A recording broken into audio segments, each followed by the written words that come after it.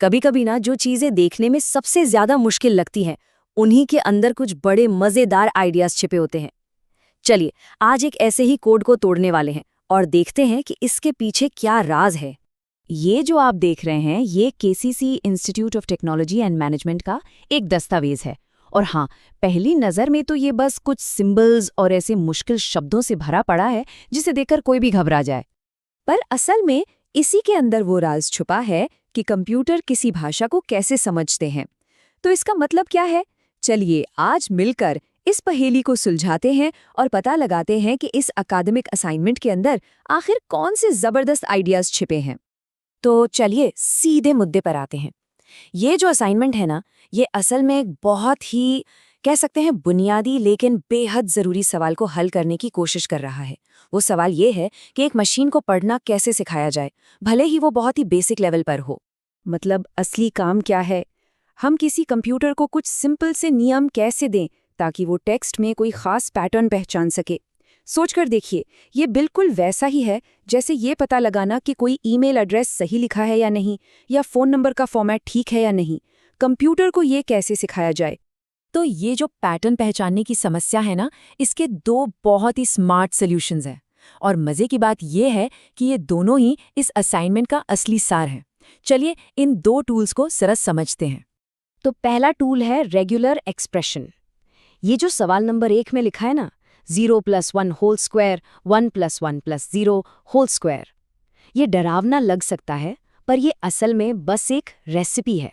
हाँ, एक रेसिपी। ये कंप्यूटर को बताती है कि उसे 0 और 1 के इस पूरे समंदर में से ठीक क्या ढूंढना है। और दूसरा टूल है फाइनाइट ऑटोमेटन, मतलब एक सिंपल सी मशीन जो उस रेसिपी का इस्तेमाल करती है। इसको आप एक वेंडिंग मशीन की तरह समझिए। जैसे आप सिक्के डालते हैं, वो एक स्टेट से दूसरे स्टेट में जाती है और आखिर में या तो आपको आपका सामान देती है या नहीं। ये मशीन भी बिल्कुल वैसे ही काम करती है। अब देखिए सबसे मज़ेदार बात, ये जो सोर्स मटेरियल का अजीब सा दिखने वाला डायग्राम है ना, ये असल में उन्हीं सिंपल मशीनों में से एक का नक्शा है, एक विजुअल ब्लूप्रिंट। ये सिर्फ गोले और तीर नहीं है, ये सच में एक काम करने वाली मशीन है। तो चलिए इस मशीन को जरा काम करते हुए देखते हैं। मान लीजिए हम इसे इनपुट देते हैं 100, ठीक है? तो ये शुरू करेगी Q0 से। पहला अक्षर है 1। 1 पढ़ने पर देखिए ये तीर वापस Q0 पर ही ले आता है। अगला अक्षर है 0। अब ये Q0 से निकलकर तीर के साथ Q1 पर चली जाती है और आखिर में एक और 0 पढ़ने पर ये पहुंच जाती है Q2 पर। अब ये जो Q2 है, ये एक डबल सर्कल है, जिसका मतलब है एक्सेप्ट स्टेट, यानी पैटर्न मैच हो गया। है ना कमाल?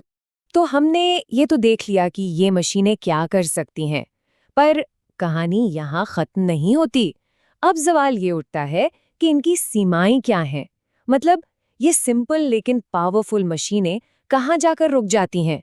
यहाँ एक बहुत ज़रूरी सवाल है, क्या ये सिंपल मशीनें हर तरह का पैटर्न पहचान सकती हैं? और यही सवाल हमें सीधे असाइनमेंट के क्वेश्चन नंबर 4 के पीछे के आइडिया तक ले जाता है, यानी इनकी अपनी कुछ सीमाएं हैं। इसको एक उदाहरण से समझते हैं। एक ऐसा पैटर्न खोजना जो 0 पर खत्म हो, इस मशीन के लिए बहुत आसान है। उसे बस आखिरी 2 अक्षर याद रखने हैं। लेकिन एक ऐसा पैटर्न ढूंढना जिसमें बराबर संख्या में ए हों, फिर उतने ही बी हों और फिर उतने ही सी हों, ये इसके लिए नामुमकिन है। क्यों? क्योंकि मशीन गिनती नहीं कर सकती। उसके पास कोई मेमोरी नहीं है कि वो याद रख सके कि पहले कितने ए आए थे। और ये जो असाइनमेंट में भारी भरकम सा शब्द इस्तेमाल हुआ है, पंपिंग लेमा, वो असल में कुछ और नहीं, बस इसी बात को गणित के तरीके से साबित करने का एक फॉर्मूला है। ये हमें बताता है कि बिना मेमोरी वाली मशीन वो प्रॉब्लम सॉल्व नहीं कर सकती जिसमें मेमोरी की ज़रूरत पड़ती है। तो ये सब सुनने में शायद बहुत थियोरी जैसा लग रहा होगा, है ना?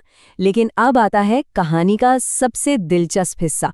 अब हम देखेंगे कि ये सारी किताबी बातें हमारी रोज़मर्रा की टेक्नोलॉजी से कैसे जुड़ी हैं। असाइनमेंट खुद ही हमें एक इशारा देता है। इसका एक कोर्स आउटकम है, ट्यूरिंग मशीन, औपचारिक भाषाओं और व्याकरण का विश्लेषण और डिज़ाइन। इससे साफ पता चलता है कि इन कॉन्सेप्ट्स को समझना कंप्यूटर साइंस में एक बहुत ही फंडामेंटल स्किल है। और ये स्किल ये हर जगह काम आती है।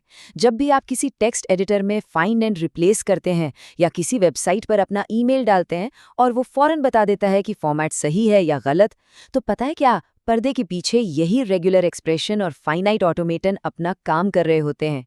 सर्च इंजन से लेकर नेटवर्क सिक्योरिटी तक हर जगह। तो कुल मिलाकर बात यह है कि जो एक मुश्किल और शायद थोड़ा डरावना लगने वाला असाइनमेंट था, वो असल में कंप्यूटिंग के कुछ सबसे बुनियादी और पावरफुल टूल्स का ब्लूप्रिंट है। ये वो नींव है जिस पर हमारी डिजिटल दुनिया के कई ज़रूरी फंक्शन टिके हुए हैं। और ये बात हमें एक बहुत ही दिलचस्प सवाल पर लाकर छोड़ देती है। अगर इतने सिंपल नियमों से हमारी आज की डिजिटल दुनिया बन सकती है, तो सोचिए आने वाले कल की दुनिया को बनाने वाले नियम कैसे होंगे।